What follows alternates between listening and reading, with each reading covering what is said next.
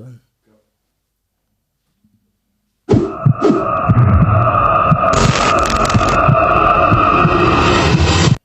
Babbling Heads podcast. The Babbling Heads podcast. So you say that the Babbling Heads podcast. Somebody's gonna catch a mic against his head today. Hij is de derde keer. Yo, third time lucky. The Babbling Heads podcast. Yo, what's up? This is the Base 187. Welcome to the Babbling Heads podcast. I'm Dj Fingaz. I'm JoeZone. Sorry, ik had van X2C. Away. And on a serious note, we'd like to welcome this week the leader of the Cape Coloured Congress Youth League, JJ. Welcome to the podcast. Thank you for having me. Away. Check, this is the perfect week to actually have you on. We scheduled it for a couple, 2 weeks now, before this. Yeah, But it was about 2 or 3 weeks ago already. So it was quite a while. With the, I'm using the term turmoil, very loosely in the pod. I think it's perfect time to have you on. So let's start with how you personally got into politics and why the CCC though. Okay. Roughly about a year ago when the Cape Coloured Congress started, I didn't actually know Fariel or the Heartful Capetonian movement as well as I did when a person started getting active in the politics and so forth. The thing is I believe that all of us as youth individuals, we all have a responsibility to be active, because let me rather say it like this, right? When we are united, when we are united, we have a voice. And when we have a voice, we have a say in our future. Yeah. And notoriously, Coloureds are known for not being united because we come from different backgrounds, disadvantaged backgrounds, whatever the case may be. And this was due to when the new dispensation came in since the dawn of democracy. The ANC promised our people, or let's say my parents or my family or my aunties or whatever the case may be, that things will change, things will be different. And because of the failures of the ANC and the failures of the leaders or the powers that be, it was fertile ground for political parties to come in, for religious views to come in, to divide our people. You understand? So the coloured people are known to be divided when it comes to opinions, when it comes to beliefs, when it comes to political affiliations. And because of that, it's almost like we have been left behind. You understand? Because the legacy of apartheid is still here. And it persists now, almost 30 years into the new dispensation. And if you think about it, it now affects us as the youth, because we are the ones that's now coming of age. We are the ones that's, becoming part of society. So in any case, why I've decided to join the Cape Coloured Congress was I was approached by one of the members, and then they informed me of what the Cape Coloured Congress stood for. And then I did my research, and then I saw that Fariel actually stood up for the Heartful Capetonian movement, stood up for the injustices against our people, especially on the Cape Flats, the forgotten people, so to speak. So I then joined the Cape Coloured Congress movement, and because of my age, they asked if I could join the Cape Coloured Congress Youth League. And ever since then, I've been active in the Youth League. And the thing is, man, we can no longer be quiet. We can no longer stand by idly while a handful of people make decisions for us. Because at the end of the day, these guys are civil servants. They serve the public, but if the evidence is anything to go by, they serve themselves. Yeah. Do you understand? Because look, the thing is, those things are not going to change in your generation. It's not going to change in my generation. It's not going to change in my children's generation or their children. But perhaps my great-grandchildren will see the difference. But you see, the thing is all of that has to start now, and it has to start with us. The catalyst, yeah. Exactly. The thing is, there's also what the youth also needs to understand when getting involved with politics is that the youth is the backbone of any political movement. Yeah. When Mandela was sent away, it was the Youth League that kept the spirit and the hopes and dreams of a free and democratic South Africa. When the ANC did what it did and turned out to be the party that we hoped for the party, but turned out to be something completely different.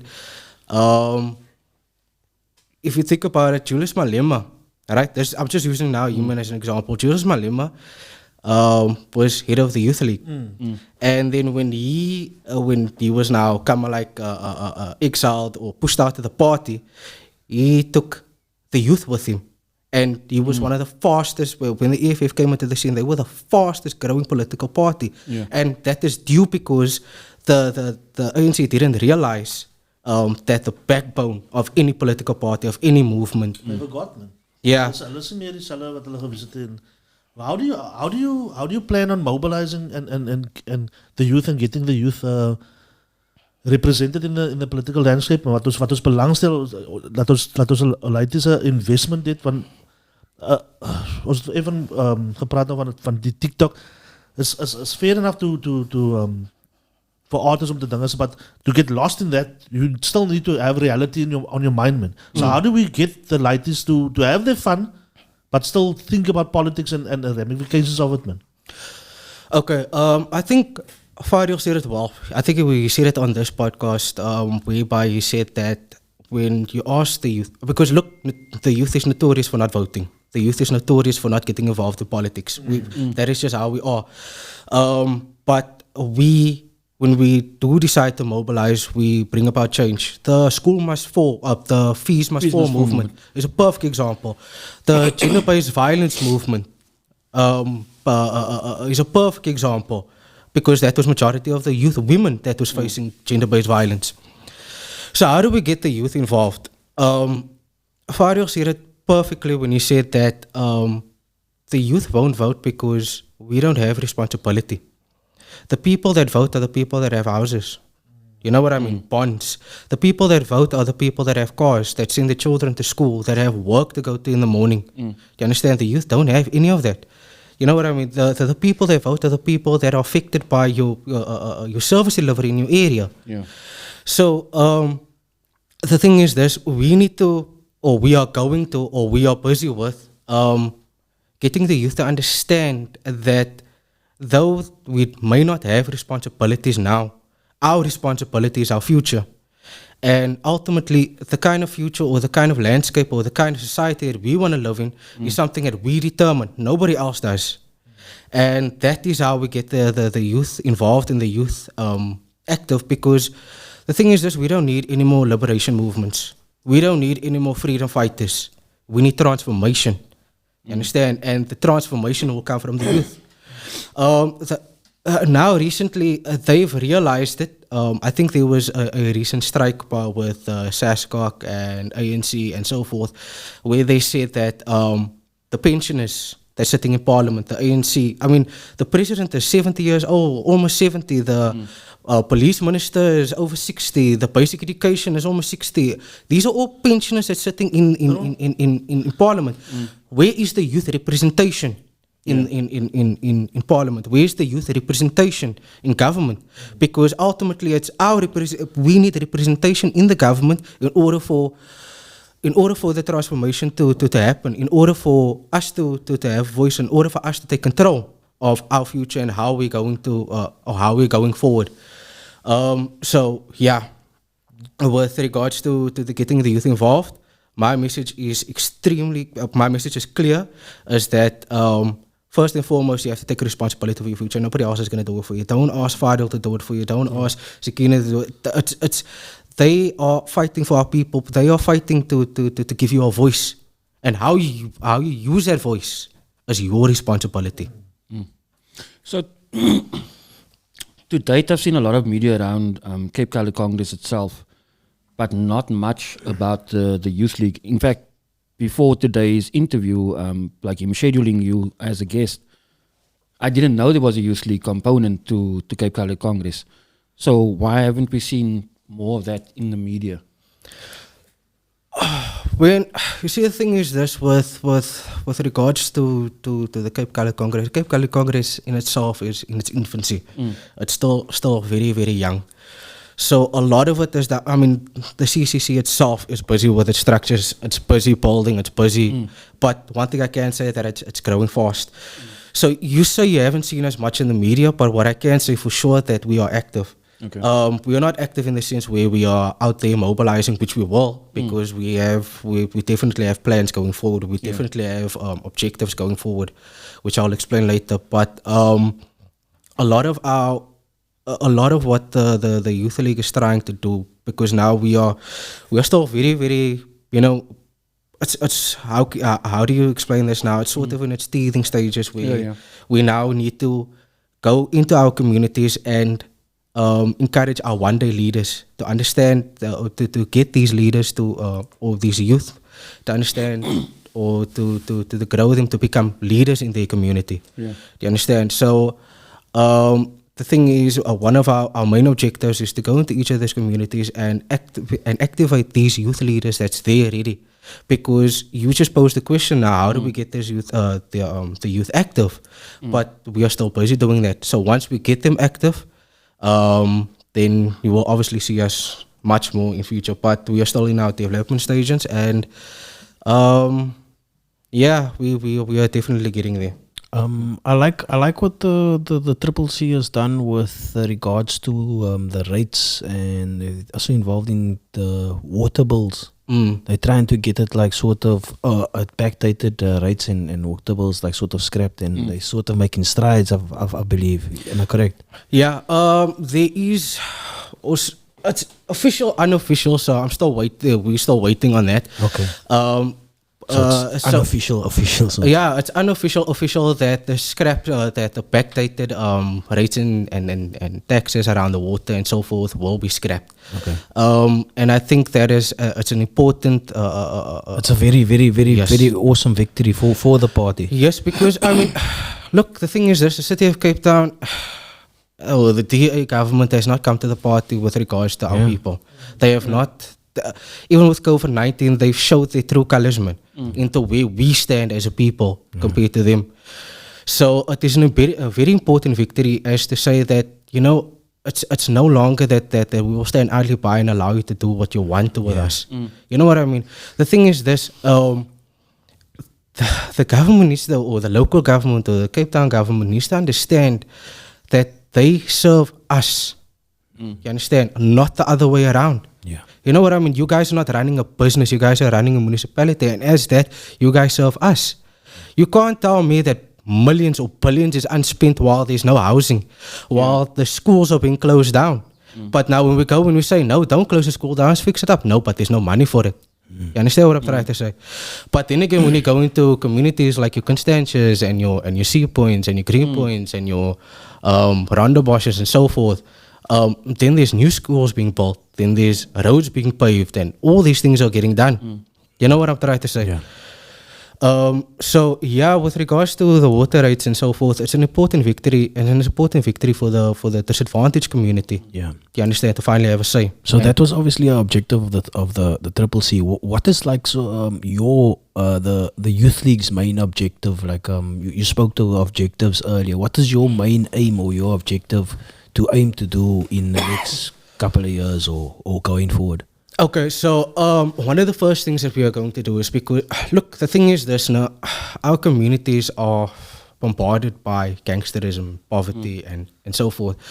So what is the answer to the gangsterism? What is the answer to our poverty? What is the answer to all these things? And that is education. So one of the first objectives that we are going to or one of our first objectives actually, is that we are going to mobilize, and we are going to each and every one of the schools that is on the Cape Flats, and we are going to assess them, and we are going to look at them, and we are going to inspect them.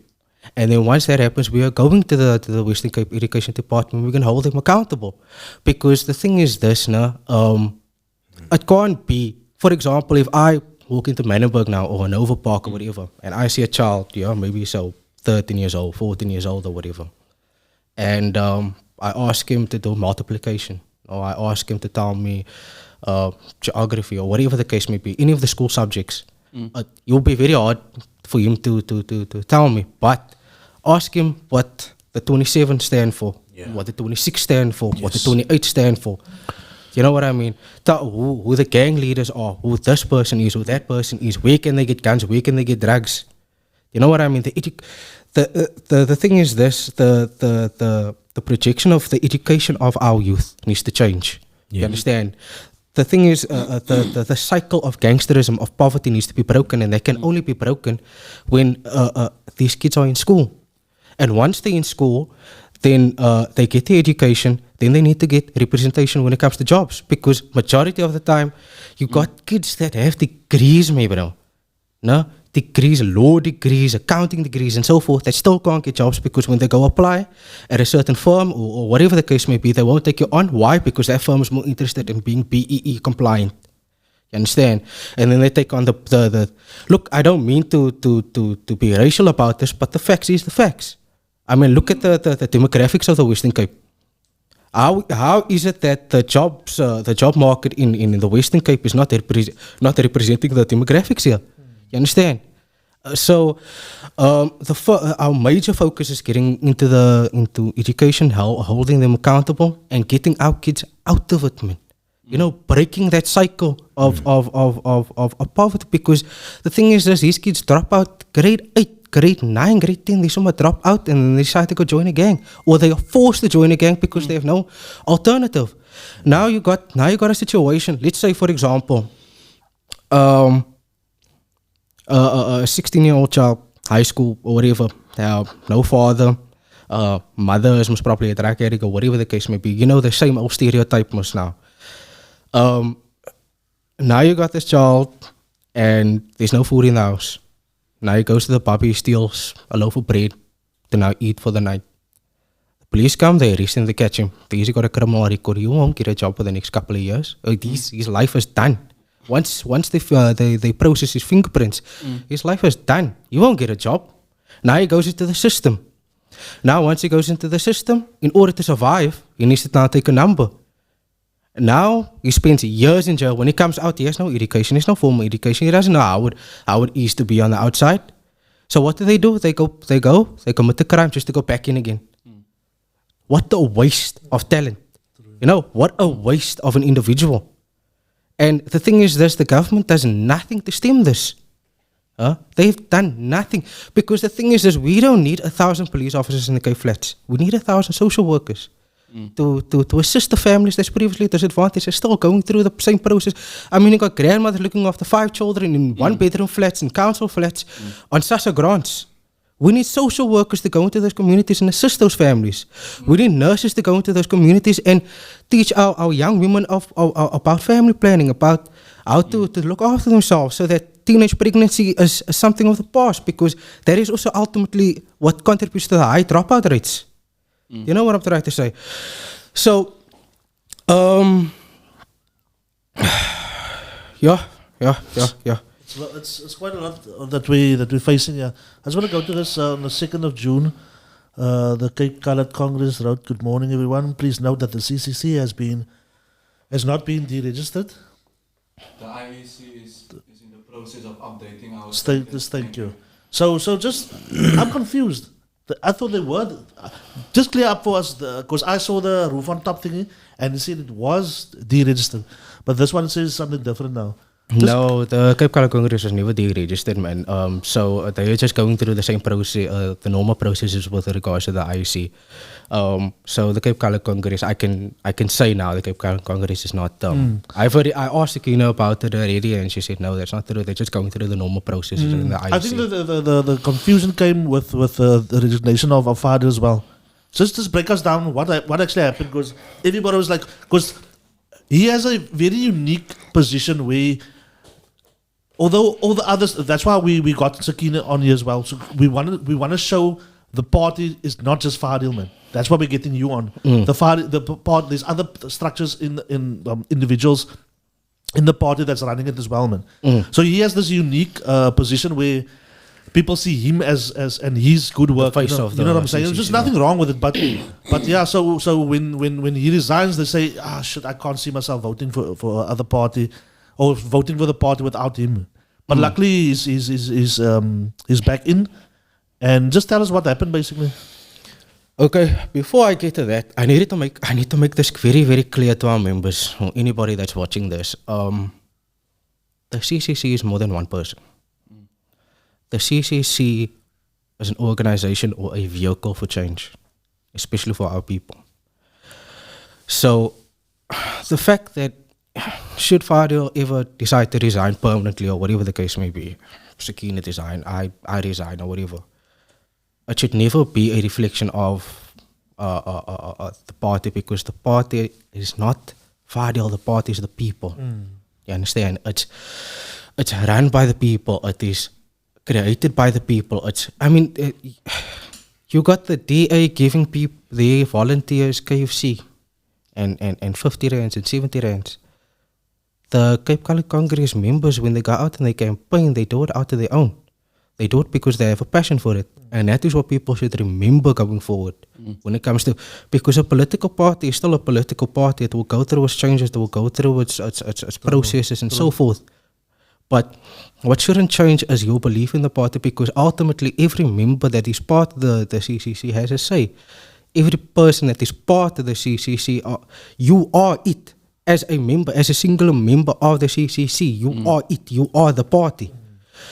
So just to make a note on that, with regards to Fadil, he explained it well in his Facebook video live about what he went through and so forth. Because look, a lot of this, what people don't understand is the behind the scenes sacrifices that Fadil makes. Fadil has made a lot of sacrifices for this party. You know what I mean? He has done so much, and he continues to do so much.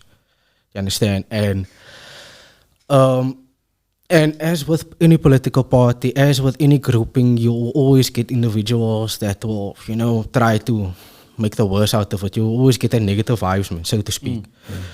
And I think he sort of reached a point where he thought, you know what, this is no longer for me. But he did say unequivocally that he's still part of the CCC, that he's still the member of the CCC.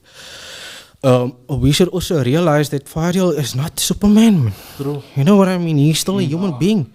He's got children, maybe, bro. You know what I mean? He's got he's got family that he needs to see to. He's got responsibilities.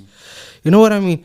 This man is here. If he's out on the streets every single day, every time I can't even get hold of him, because every time I get hold of him, I'm in a meeting. I'm here. I'm there. How he does it, I don't know, because there's no resources. But he makes a plan. You know what I mean? Fadil is not Superman, and just like any other human being, he goes through the same process. He goes through the same stress, and he goes through the same emotional, ups and downs. I mean, when you can't mess with him. That brother's a pit bull, me, bro. But he's still a human being, me, bro. He still feels it like the rest of us. So one thing I hope that our members can understand is that, you know what, just allow him to be a human being. But he has come back. He's the president of the CCC, and he's willing to keep going. And I think they should focus on that more than anything else.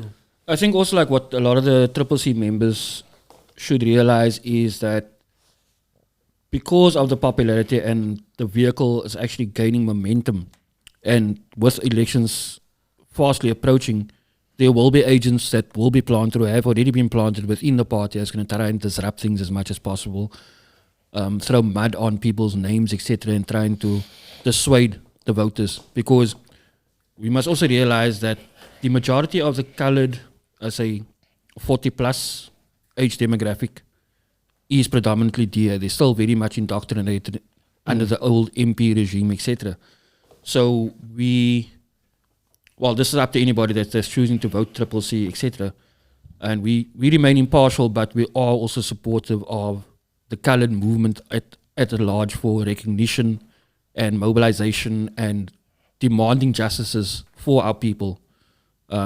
especially pertaining to the current state of the Western Cape, because yes, ANC is the national government, but we've been predominantly being ruled by the DA, old MP government within the Western Cape, and that's as a result of, I would say, liken it to Stockholm syndrome, where we are so used to being led by the boss, and that the boss, what the boss says is right. Boss mentality. The boss mentality is still there.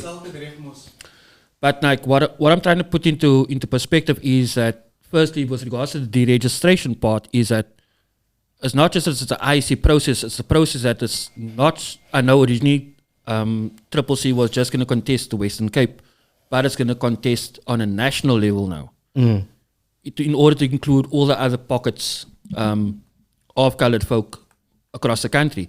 With that being said, and I'm going to hijack your question here, a thing has been asked a lot on social media, and I know Idel and the party has made it clear that the party is open to all races, but with this spreading around on a national on a national basis, would there not be a way to look at revising the name Cape Coloured?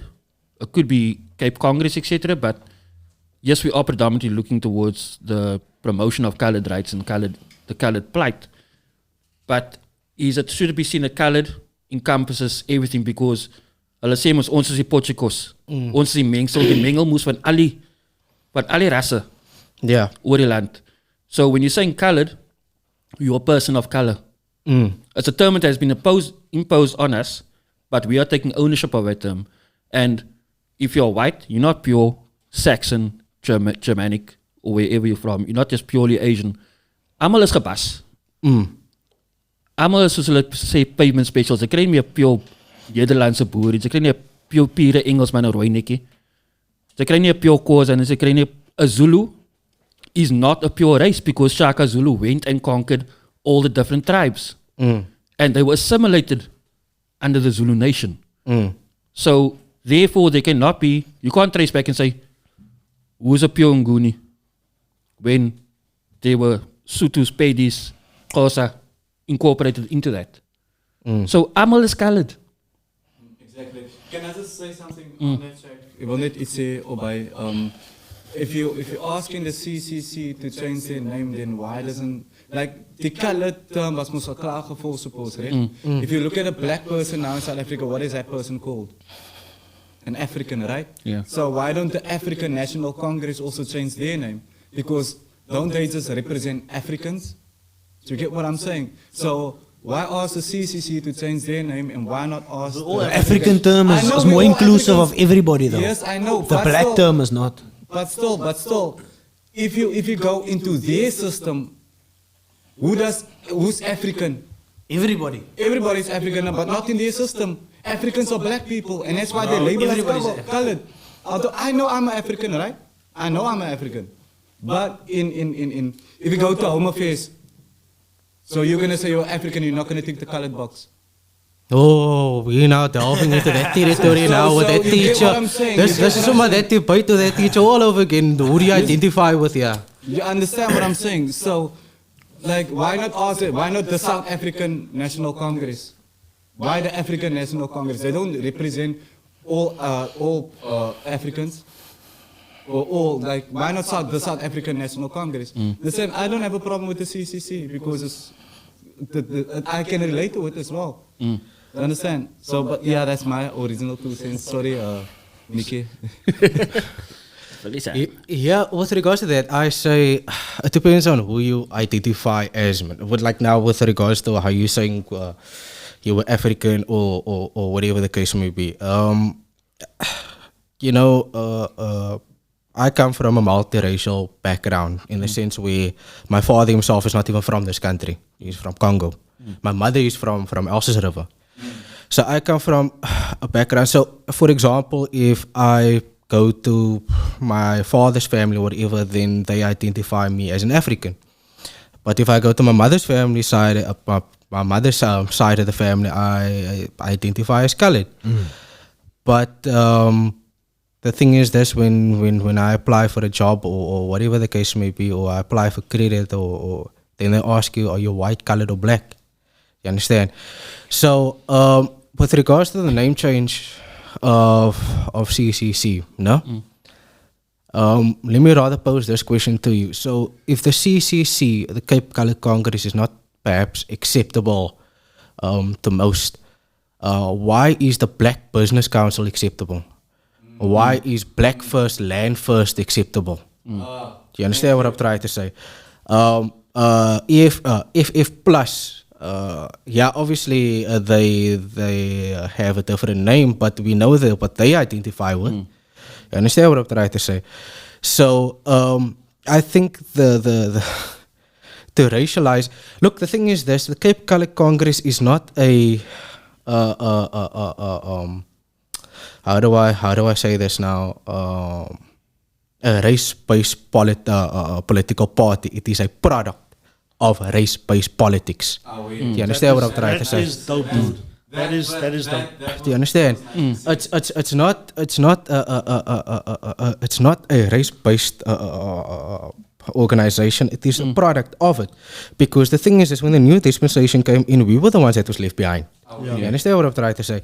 Because I have this debate with my mom, no? Because yeah, she's now from the old school from back in the day. Because back then, Elsa was still very nice, man. And they didn't go through many of the issues that the black people went through, and so forth and so forth. And I think generally college didn't go through that issue. They were like considered second-class citizens. And I asked my mom, but why do you find that acceptable to classify or to say that being classified as a second-class citizen acceptable? The thing is this: when the new dispensation came in, what our predecessors fought for was equality. You understand what I'm trying to say? So the thing is this: the Cape Coloured Congress is simply that. It is a voice. It is the seat at the table. You understand what I'm trying to say? If I can take this internationally, I'm also going to say Trump is die and Trump is die. But Trump is a product van wie Amerika is. Exactly. And likewise, hierso. If they were inclusive, like they promised, there would be no need for a CCC. Thank you. Yeah, you've said it perfectly. It's an interesting point that you make there. But Nantal, it's a very, very good point.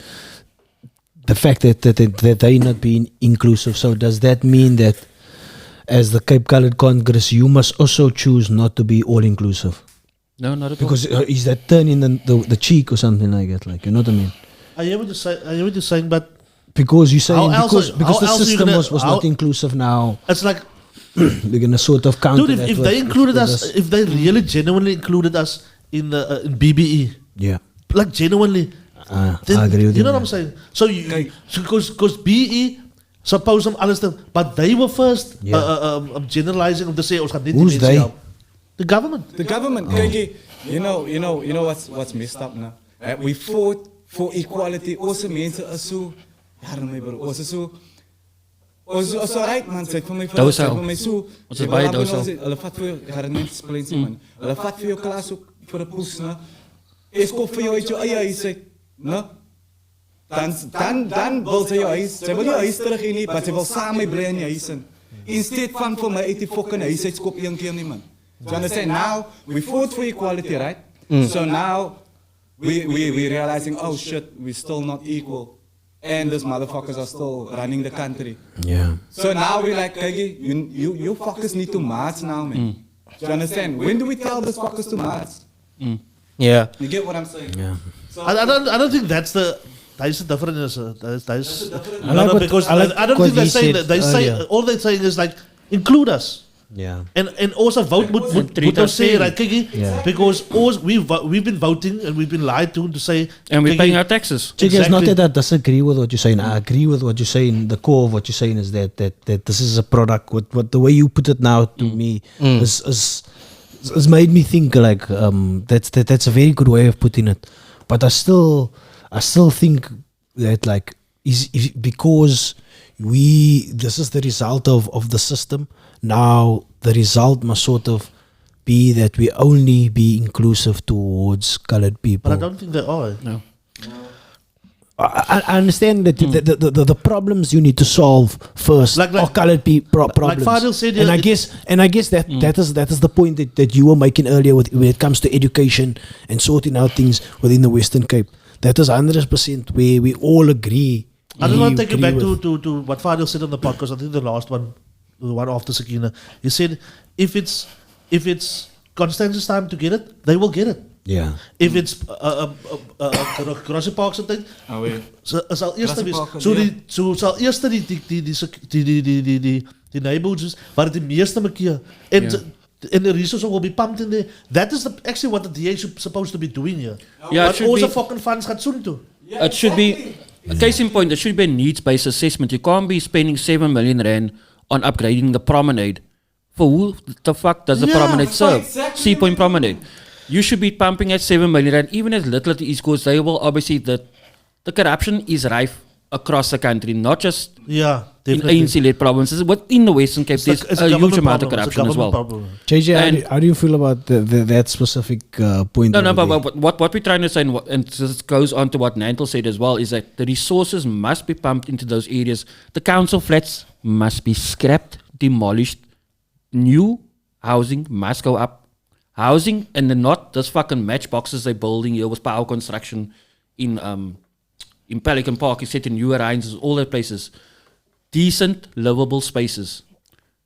And you know what? Not And the one of- infrastructure to support it. One of these fuckers that builds that structures in Pelican Park will live in one of those houses. But organized jobs, man. Laat die mense hulle eie huise kan koop ook, man. Not just that, You know but what I'm it's going to take a time, and like JJ said, a systematic approach. The needs assessment has to be done within the schools to say, what do we require within our community? We need doctors, we need nurses, we need social workers, we need policemen, we need bricklayers, plumbers, etc. Back in the day, there used to be the trade schools.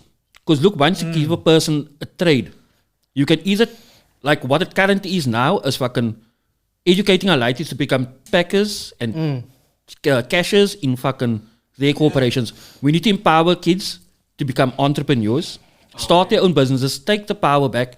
I've got nothing against Somalians and whoever's making, because they do a collective effort. Yeah, that And people the is pool. united when it comes to stuff like that. Yeah. Yeah. Yeah.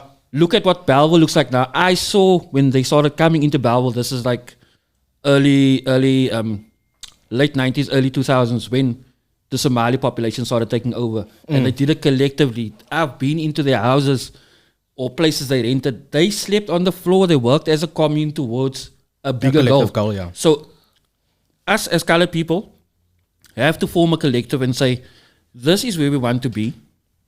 Understanding that there are going to be levels, and it depends on what you put in. It's not a pyramid scheme, but it tells you exactly if you're going to sacrifice, if you're going to do the work, you will be rewarded by in terms of your education. So if you invest in yourself, in your education, and you take yourself to a certain level, you'll be able to afford that bond. You'll be able to live in this area, or you can build on over here. And there's nothing wrong with staying in the plane, because literally people must also understand, it's like you don't just have to go and work Improve in the area you stay in. Improve in the area you're staying in. Give back to the area you're staying in. Mentor those lighties. Give them some sense of, look here, this is what the norm is. We are not just alcoholics, dronklappers, druggies, etc. We are much more than that. We are talented athletes, performers, artists, etc. And I don't think enough emphasis is placed on that, no? Yeah. The fact that color means that, like you, for example, now with what you're doing here, that is talent, me, bro. That is something that is useful. That is a contribution to society. You know what I'm trying to say? Not a lot of emphasis is placed on our members or our people being, educated and so forth. Because let me tell you this, no. I was in a meeting because now my work determines my work, or some of my work is now in Sea Point, for example. I was in a meeting. It was 3 Jewish men, 3 white Jewish men, business owners, lawyers, and so forth. And you know how you almost feel like you don't belong there. Yeah. Do you know what I mean? Like you are not entitled to be here, and whatever the case may be. But the thing is I came to that meeting contributing something. You know what I'm trying to say? To value that. Yeah, do you know what I mean? I came there and they invited me to this meeting because I'm contributing something. I'm providing whatever service or whatever the case may be. And that is where I realize is that in some cases, us as colored people, we have this mentality that we need to stay with our own. We need to just be one-sided. When we are entitled to be out there, we are entitled to be the CEO of Epso, we are entitled to be the CEO of Prasa, we're entitled to be the vice president. Okay, so by the way, no, where's the racial representation in our current government? Because as far as I see it, no, we only have two colored cabinet ministers and one white person in the whole. So where's the representation that you're talking about? You know what I'm trying to say? And this now speaks to exactly what I think you asked this question as, is the Cape Colour Congress going to be a party where we just stick to like ourselves, or I don't know how you phrased it. But the thing is the Cape Colour Congress is open to everybody. The only thing that we are saying is that we want a voice, because think of the situation with the coloured people in the Western Cape. We are unique in the sense where it's 3,000 of our youth that dies every year due to gang violence. It is our youth that populates the prisons. It is our youth that is living in poverty. It is our youth that is under the cycle of beneficiaries of let's say it is no, let me rather rephrase. It's our people that goes through the most. Our position in the Western Cape is unique. You understand? And we suffering the most. Yeah, look, the thing is, I don't want to take it away from the other communities. Everybody is suffering. You know what I'm trying to say? But because it's very important that a person sees it in this way. That's why I would say, like, why not just drop the colored and just say Cape Colour Congress? Yeah, but and try to why approach the whole situation. Yeah, but that's just a question. I'm not saying do that, because you're making some valid points as to leave in it. Then tell the Black Business Council to drop black. Okay. Tell the BEE system to drop the black. Yeah. Tell the, you know what I mean? Yeah. Tell FF Plus to have a colored vice president. Yeah, they don't have to, and you don't have to either. I'm not saying do it. I'm saying is if you do, is that not opening it up to everybody else? For all the points that you made today, I see the valid point and the reason why it should be there. Gentlemen, but if you do, I just need to remind you. We need to wrap up in 5 hours because we have load shedding. And this is, before you go on, this is just for the youth. The reason why we normally don't cut an episode short, but now we have to, because we're living in this country where we only have a fucking certain time to use electricity. You have but you have the right to change things. You have the right and you have the power to change things. And to demand. And to demand that the services that we actually are paying for. You know what I'm saying? Because irrespective if you are staying in a backyard, you are still paying rent for that okay? You are still paying water, you're still paying electricity. Every time you go to the shop and you buy a pakkie inches, you're paying tax. So you might not be paying the highest tax in terms of your salary tax. You are a contributing member of society. But you are a contributing member of society. And that is, like you said, exactly, when we are made to feel that we are not welcome in spaces, this owns a fucking land. Our ancestors walked these shores. We caught fish in our own traps. We herded. We fucking took on, in 1510, we took on Francisco de Almeida and we fucking killed him. Because they came and they wanted to rob us of our resources and of our people. And we fought back. It's time that we stand up and we unite and fight back against these injustices, because they do things incrementally on small levels that you don't understand it. When that power unit, when your rates start going up, nou kan jy nie meer 50 units kry vir 50 rand nie, jy kry nou miskien 30 units.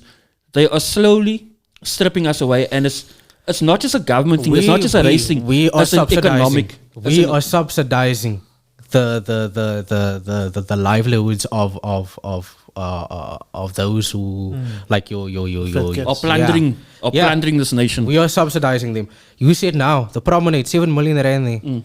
Where is our allocation? Yeah. So which means we have to sacrifice us not having roads, not having proper lighting, not having proper schooling, not having proper housing. Policing. In order, my bro, don't let me get started on that. Luckily we don't have time, my bro. So we are subsidizing and we are sacrificing the service delivery that we're supposed to get, so that that lady that doesn't even know we exist or whatever the case may be can get up 5 o'clock in the morning to go around, while our means to get up 5 o'clock in the morning to catch a bus. And we'll be lucky if we catch the bus, because if we don't, you don't go to work. Let's just do this in conclusion. Ik heb nou de dag mijn leidje school te rijden. Rijd die 11 delen. 11 is donker, man, bro. Dat is nou een gang shit wat nou gebeur is, né? Nou kan je imagine die loadshedding, hoe die air op het. Rijd die steamboat, dude. Donker, man, bro. Zij kan niet imagine die kak wat nou daar gebeur is binnen, man, bro. You know what? Let me tell you something. Ons allemaal Hulle bouwen fucking paakje in die levendeel. 3 maanden later brikken hulle die paakje weer af. Hulle pak je shit. Like this, like guys, you play, okay. Laat die manke speel, brik het weer af. Nou maas win die goed. Like, I mean, seriously, man, what the fuck, man? Nagrera.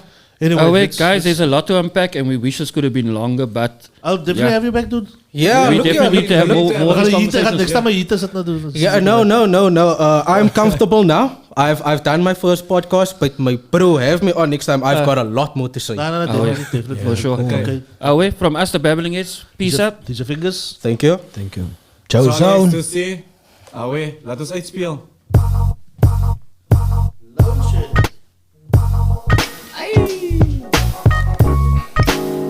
Yeah, thank you for having me.